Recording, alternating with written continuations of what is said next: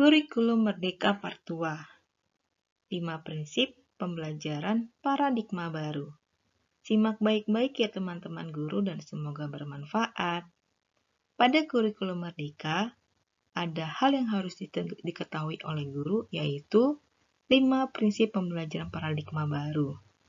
Apa saja ya? Yang pertama, mempertimbangkan kebutuhan capaian pembelajaran murid. Ingat ya, setiap murid memiliki kemampuan yang berbeda-beda, serta kebutuhan juga yang berbeda dalam hal belajar.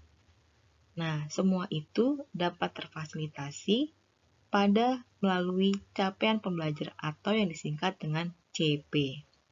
Capaian pembelajaran pada sekolah dasar memiliki 3 fase. Fase A kelas 1 dan 2, fase B kelas 3 dan 4, serta fase C itu kelas 5 dan 6. Menurut saya, CP pada setiap fase jauh lebih sederhana dan mudah dipahami oleh murid dibandingkan pada kurikulum sebelumnya. Yang kedua, membangun kapasitas belajar murid menjadi pembelajar sepanjang hayat. Motivasi belajar intrinsik yang harus ditanamkan oleh murid menjadi pembelajar sepanjang hayat, bukan hanya karena ada ujian nasional semata ataupun murid mendapatkan nilai yang terbaik saja. Bahkan dalam hadis Nabi dikatakan, utlubul ilma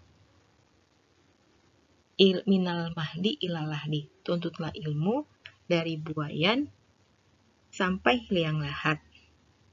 Kemudian yang ketiga, mendukung perkembangan kognitif dan karakter murid. Kognitif adalah kegiatan seseorang yang berkaitan dengan proses belajar mengajar dalam memahami sebuah peristiwa dan menjadi paham.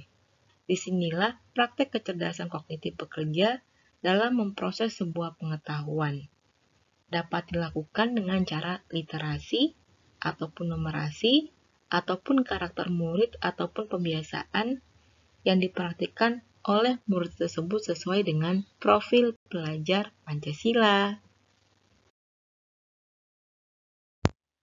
Yang keempat, menyesuaikan konteks kehidupan murid. Membantu murid mengenal konteks diri dan lingkungannya. Guru dapat mengajak murid untuk berpartisipasi dalam kegiatan yang ada di sekitar lingkungan masyarakat ataupun yang berkaitan dengan budaya. Yang kelima, mengarah masa depan yang berkelanjutan. Murid juga harus mengetahui tantangan masa depan dengan isu-isu yang berkembang saat ini seperti perubahan iklim. Saat ini, suhu udara di beberapa dunia sangat panas. Jadi, sebagai murid kita juga harus tahu bagaimana cara pencegahan atau mengatasi hal tersebut. Nah, teman-teman guru, perubahan zaman yang begitu cepat dan fakta keberagaman yang ada membuat proses pembelajaran paradigma baru harus diterapkan. Untuk itu, teman-teman guru, saya ingin mengajak kita semua untuk segera mengimplementasikan kurikulum merdeka. Karena kurikulum merdeka itu berpusat pada murid dan sesuai dengan kebutuhan murid. Semoga murid kita bisa menghadapi semua tantangan zaman yang ada pada saat dewasa nanti. Terima kasih.